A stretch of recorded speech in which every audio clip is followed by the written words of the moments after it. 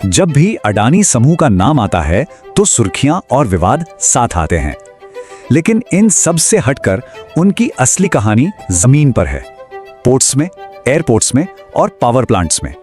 तो आज हम राजनीति पर नहीं बल्कि सिर्फ उन आंकड़ों पर बात करेंगे जो भारत के इंफ्रास्ट्रक्चर की शक्ल बदल रहे हैं।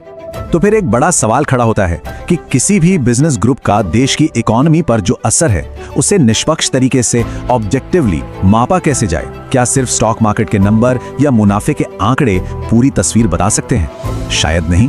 तो इसीलिए इस पूरी चर्चा में हम सिर्फ एक ही चीज पर ध्यान देंगे, जमीनी हकीकत, यानी हार्ड इंफ्रास्ट्रक्चर डेटा।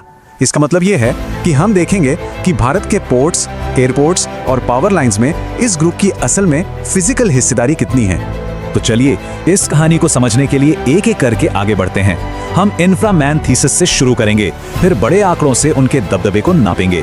इसके बाद विजिंजम पोर्ट जैसे एक खास प्रोजेक्ट की गहराई में उतरेंगे और देखेंगे कि कैसे धारावी और नवी मुंबई जैसे शहरों का भविष्य बदला जा रहा है। और आखिर में इन सब को जोड़कर पूरी पिक्चर देखेंगे। तो पहला हिस्सा, इंफ्रामैन थीसिस।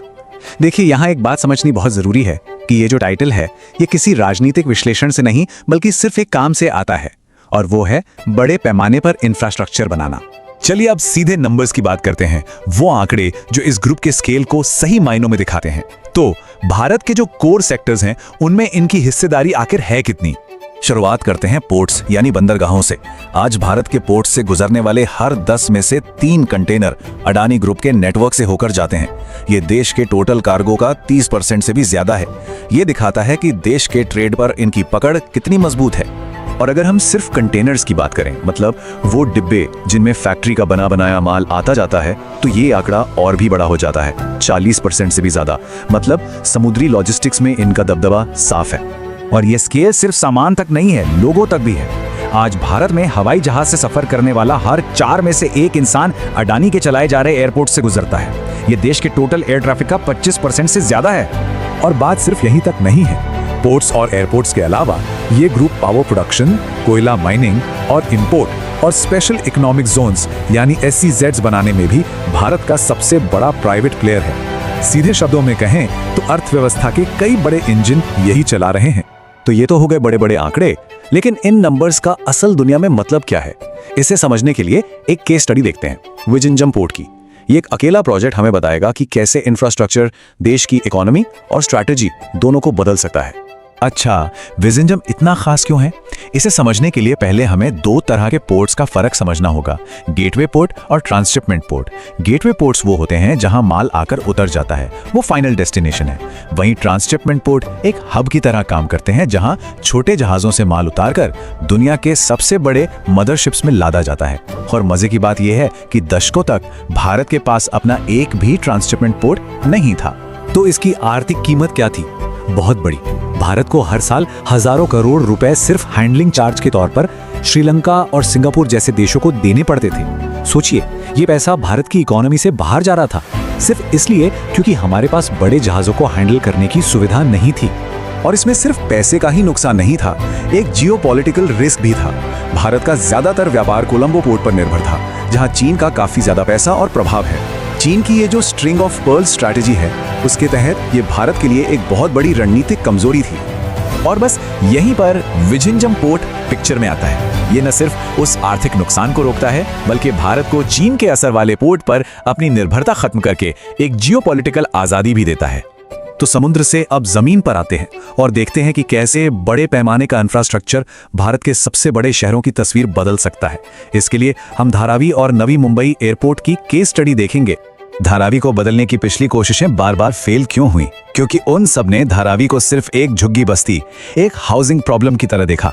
उन्होंने इस बात को पूरी तरह नजरअंदाज कर दिया कि धारावी अपने आप में एक खरबों का अनौपचारिक आर्थिक इंजन है।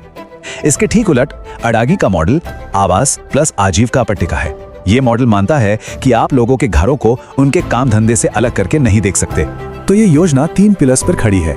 पहला, एक साफ सुथरे नियम के साथ सिस्टमैटिक तरीके से लोगों को घर देना।